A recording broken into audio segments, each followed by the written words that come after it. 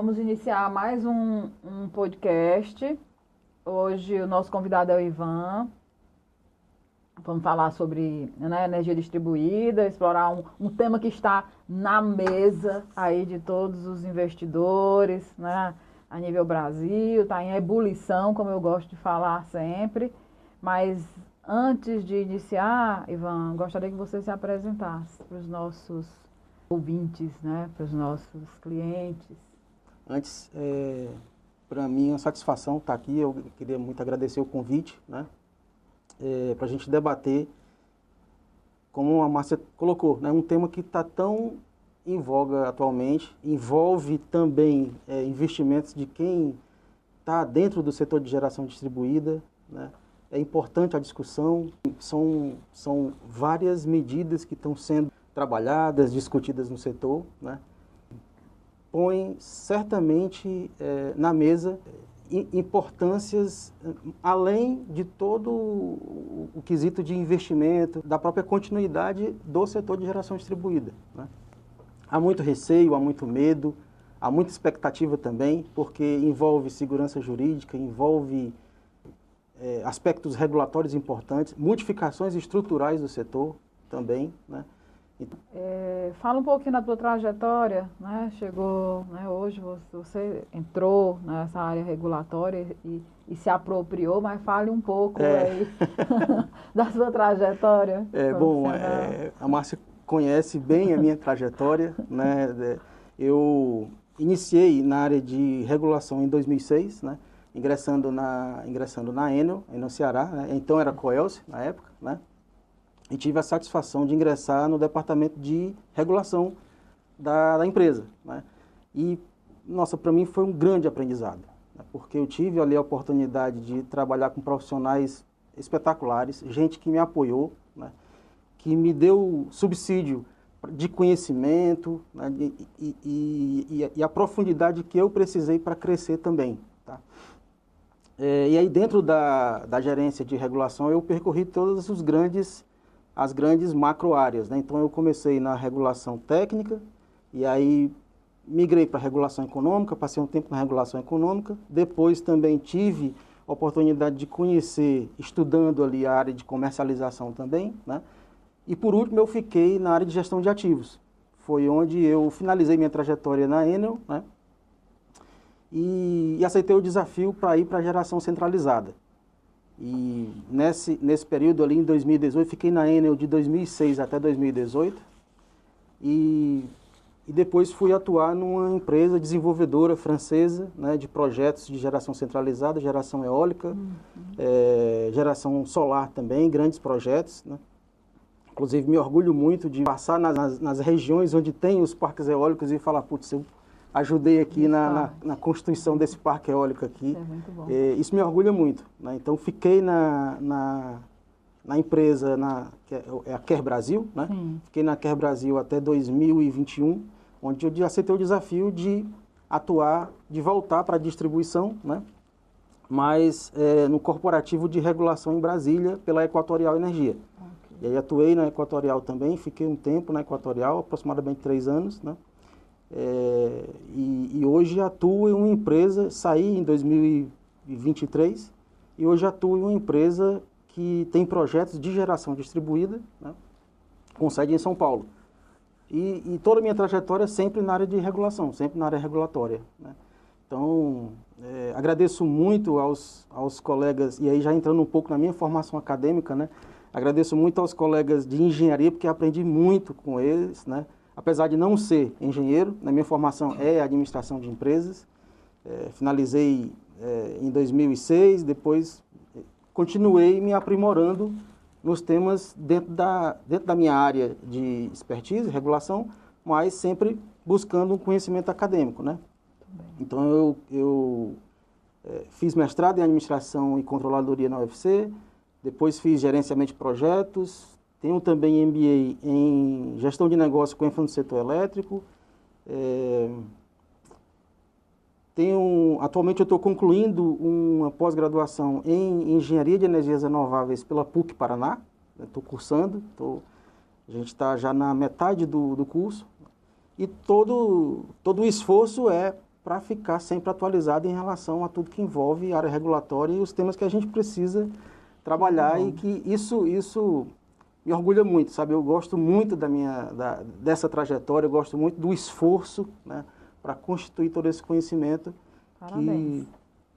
E sem dúvida, tem muito da mão de vocês também, né? Pessoas que eu conheci dentro da Coelce, que me ajudaram muito lá na minha trajetória. E para mim como eu falei, é um momento de muita alegria estar aqui com vocês agora compartilhando esse conhecimento e também fazendo parte aí da trajetória da Sunround, né? Para a gente construir esse futuro de transição energética juntos. Muito bem, obrigada, Ivan. Você é um curioso, a curiosidade move o mundo. E a população inteira está muito curiosa com o que está acontecendo hoje. Né?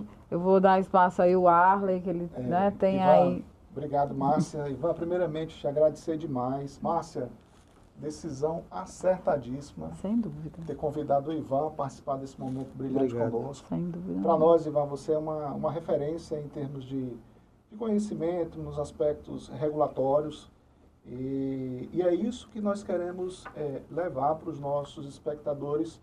É esse tipo de informação, uma informação direta, adequada para que as pessoas entendam. E eu gostaria de iniciar esse primeiro bloco com você, para você, primeiramente, dar uma contextualização. Como é que vive hoje o nosso mundo de geração de energia? Né? De que forma ele está estruturado a nível sudeste, sul, nordeste, norte? E te pediria que você respondesse duas perguntas. Como é que funciona a MMGD e o que é o curtailment tão falado hoje nos jornais? Perfeito. Vamos lá. O Brasil, ele é reconhecido mundialmente por ter uma matriz limpa. Nossa matriz é mais de 60% limpa porque nós temos uma predominância muito forte, né? Ou pelo menos nós tínhamos, né? Porque isso está mudando a todo tempo, né? Uma predominância muito forte de geração hídrica, né? Eu diria até que os conceitos mudaram, mas ainda permanece aquela mesma estrutura básica de que o Brasil ela tem uma energia maior, mais que 60% de matriz energética limpa, hidrotérmica. Isso está mudando, né, por conta da entrada das renováveis. Então nós temos aí, falando em Nordeste, por exemplo, né, uma amplitude muito grande de geração renovável, principalmente no litoral do Nordeste. Você tem parques eólicos em abundância. Primeiro, você tem vento de qualidade em abundância, né? E por incrível que pareça, a qualidade dos nossos ventos é até melhor no período noturno. Sim. Né? O fator de capacidade é muito, muito, muito significativo. Então, ter híbrido é interessante, né? Porque tem a solar aí durante o dia, exato, né? Exato. Então, a fonte solar também não fica atrás. Nós temos uma capacidade de irradiância no estado, no Nordeste como todo, muito positivo para a geração de energia solar. Né? E, olhando o aspecto regulatório, a própria regulamentação hoje permite projetos híbridos. Tem uma regulamentação específica para incentivar a complementaridade das fontes. Naquele período onde eu tenho uma baixa dos ventos, onde eu tenho uma retração ali sazonal dos ventos em relação à energia eólica, eu tenho uma fonte solar abundante entrando em complementaridade da fonte. Então, isso tem impulsionado muito, né, a questão da renovabilidade da matriz energética e impulsionando também a transição energética que se precisa fazer. Né? E quando a gente fala de transição energética, eu não estou querendo aqui dizer que essencialmente tem que ser por fonte renovável. A gente ainda tem fontes de energia, como o petróleo, sim, o carvão, né, que também estão dentro da matriz energética e são necessárias também, fazendo o planejamento correto para a complementaridade das fontes e da transição energética que se precisa fazer no Brasil. Né? E aí a gente entra um pouco aí na questão da micro e mini geração distribuída. Né? A chamada MMGD. A MMGD, exatamente. É até oportuno a gente fazer uma retrospectiva de como é que a MMGD entrou, de fato, no setor de energia. Né? falar de geração distribuída não é algo novo, né, em termos de tecnologia. A geração distribuída, ela já vinha sendo muito utilizada por empresas de tecnologia, né, onde se tem as torres de telecomunicação que precisam de uma carga ali para manter os equipamentos funcionando, né, mas tudo era muito isolado, sistemas isolados, né. Hoje a gente tem sistemas isolados, tá? Distribuidoras operam a questão da SIGFI e do MIGDI, né? Principalmente ali no Pará, na região amazônica, tá? Nós temos ainda, mas isso tudo começou realmente com a necessidade de ter esses projetos de telecomunicação, é um exemplo, né? Distantes de centros de distribuição, de centros de geração, e que precisava ter alguma fonte de energia para movimentar aquele setor. Muito bem. No Brasil, a Resolução 482 foi que trouxe o critério de micro e mini geração distribuída, né, ligada ao grid, ligada à rede. Tá? A 482 ela trouxe implementações importantes para o setor, né, permitiu que os empreendedores desenvolvessem suas plantas ali. Inicialmente, o mínimo era 75 e o máximo era 1 mega, né? Vocês lembram disso. Sim. E depois teve várias discussões regulatórias para ampliar e desenvolver ainda mais o setor de micro e mini geração distribuída, como a 687, que trouxe a ampliação, né, da capacidade instalada de até 5 mega. Tá?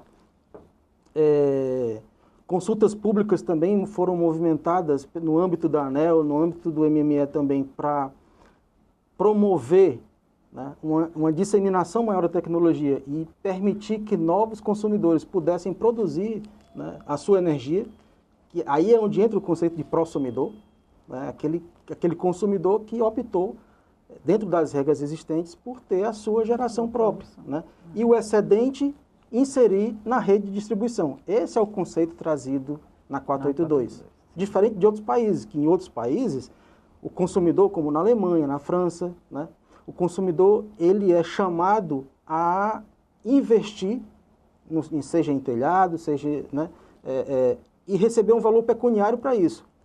No Brasil, não. A metodologia que existe é a de sistema de compensação de energia, onde o cliente gera a sua própria energia, né, o seu consumo, e o excedente injeta na rede a título de empréstimo gratuito, podendo receber esses créditos nas faturas subsequentes em até 60 meses.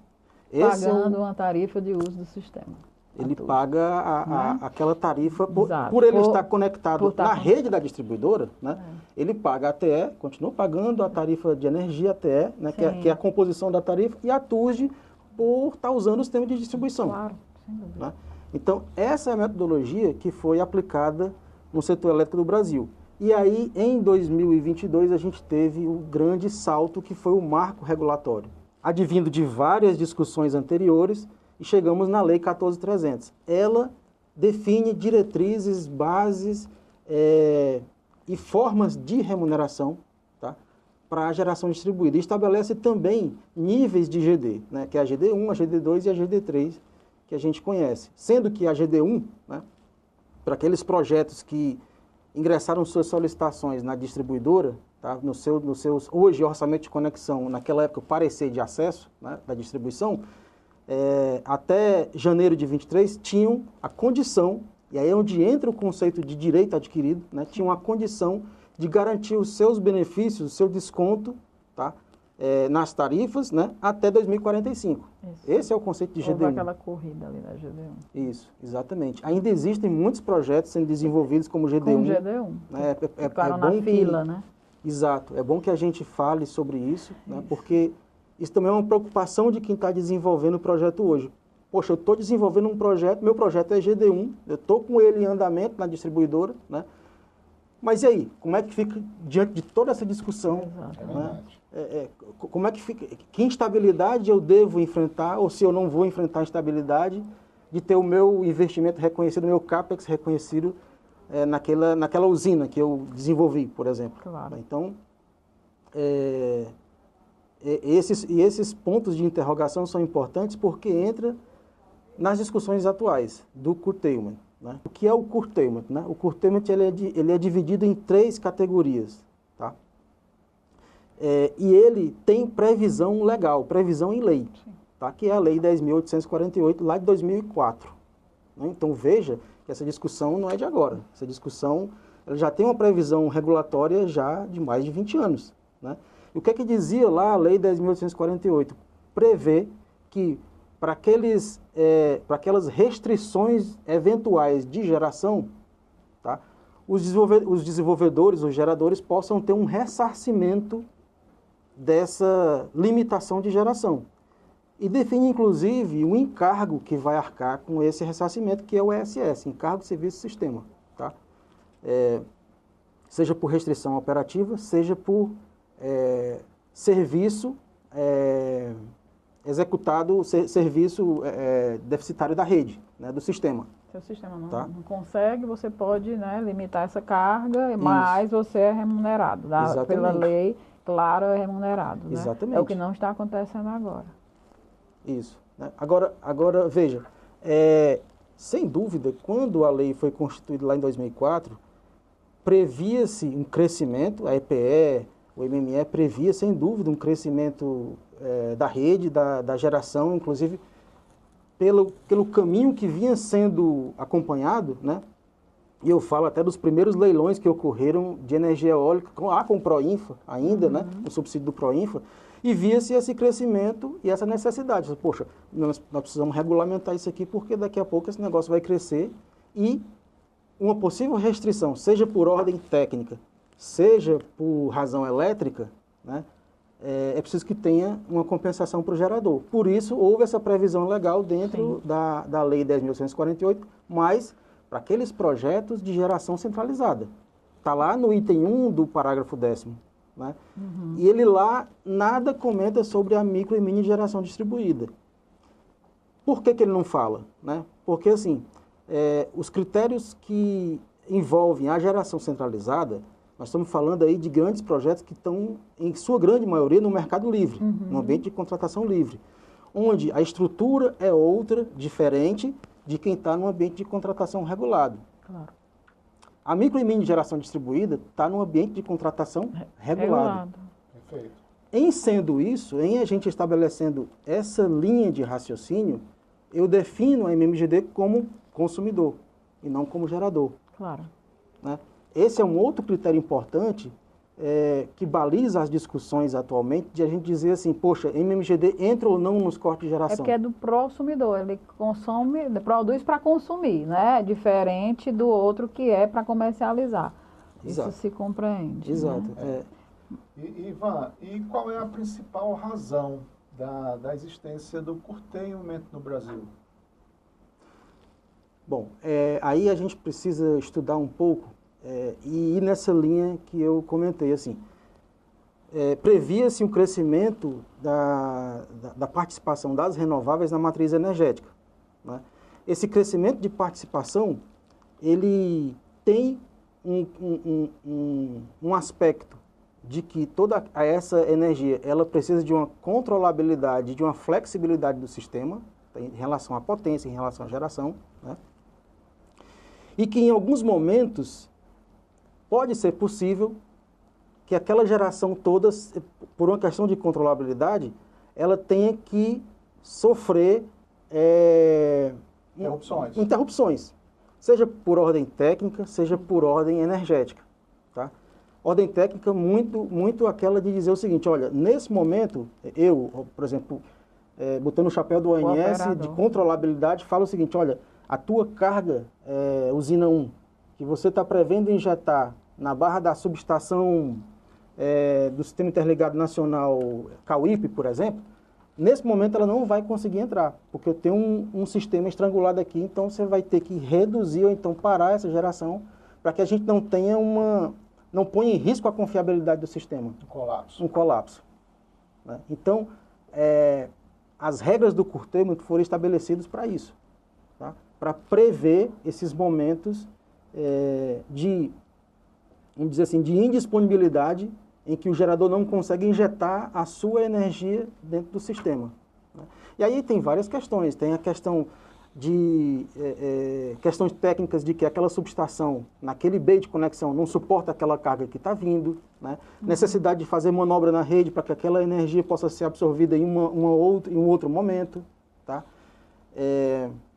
Ou outras questões, por exemplo, de não suportabilidade da própria rede, de ter que haver modernização na rede de transmissão. Esse é outro ponto importante também. É o que se comenta, né, Ivan, de que os grandes blocos de carga que estão ali no Sudeste e região Sul, não existem linhas de transmissão para que exista esse fluxo de potência de fontes renováveis que são gerados aqui no Nordeste, que eles sejam transmitidos para esses grandes blocos de carga. Então, se dá muito por questão também de transmissão, né?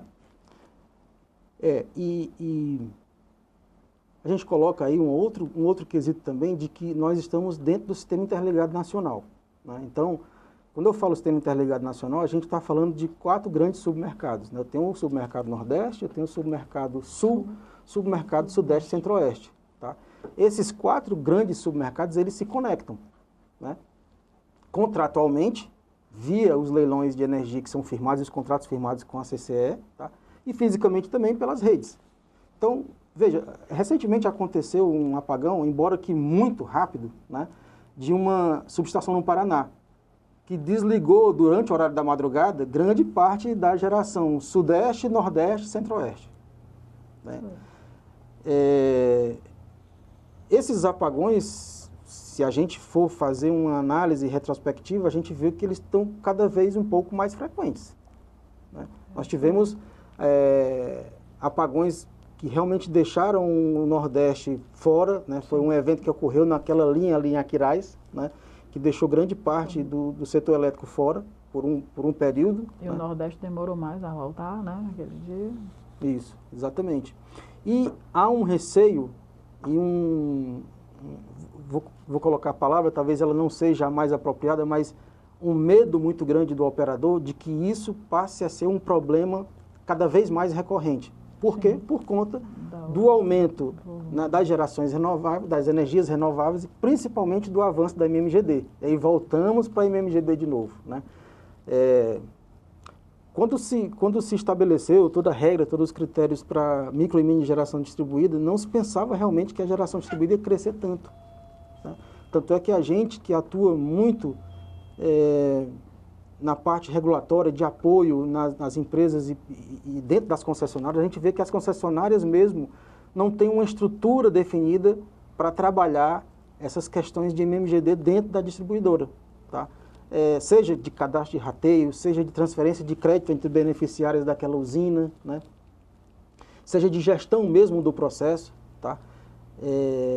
Mas que pensar que a micro e mini geração distribuída ela vai recuar ou vai retroceder, isso assim, é um ponto que a gente deve realmente parar e dizer, cara, isso não vai reduzir. A tendência da geração distribuída é crescer realmente, né? Porque como que eu vou inibir o consumidor de poder ter a sua própria geração? E a gente vê nos gráficos, vê nos indicadores de que cada vez mais está se fazendo acessível para um consumidor. Sim. Colocar um painel fotovoltaico no seu comércio, né, na sua residência, usufruir do benefício que garante a Lei 14.300.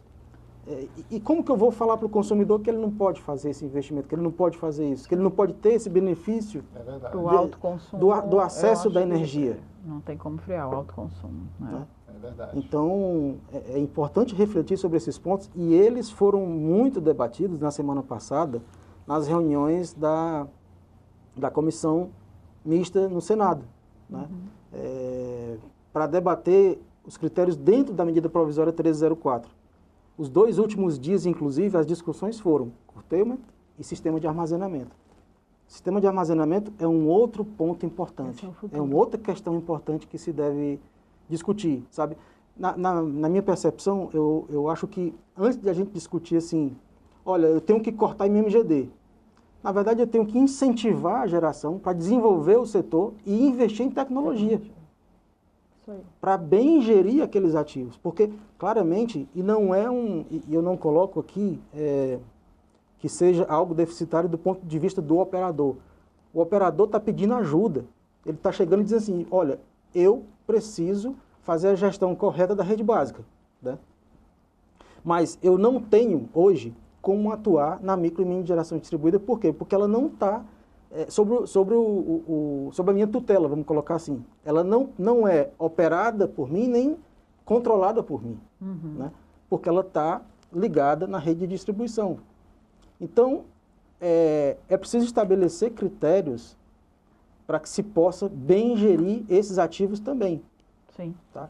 E aí entra nos conceitos que estão muito debatidos no momento também, que é o conceito de criação do DSO. Né? Sim. O DSO é aquele ente que existe na Austrália, existe no Texas também, de que ele é antes do operador, ligado ali nas distribuidoras, né? Ou pequenos operadores regionais, em que eu possa ter a descentralização da operação do operador de forma mais eficiente, próximo ao centro de carga, para eu ter uma efetiva operação nessas cargas que estão pulverizadas no sistema, mas que o operador, por conta de regras que são estabelecidas, de leis, ele não tem a gestão dessa carga que é a MMGD. Permita-me uma interrupção, Márcia, são muitas informações. É muito interessante. Mas vamos fechar agora o nosso primeiro bloco e vamos ter muito mais informações em nosso segundo bloco. Né?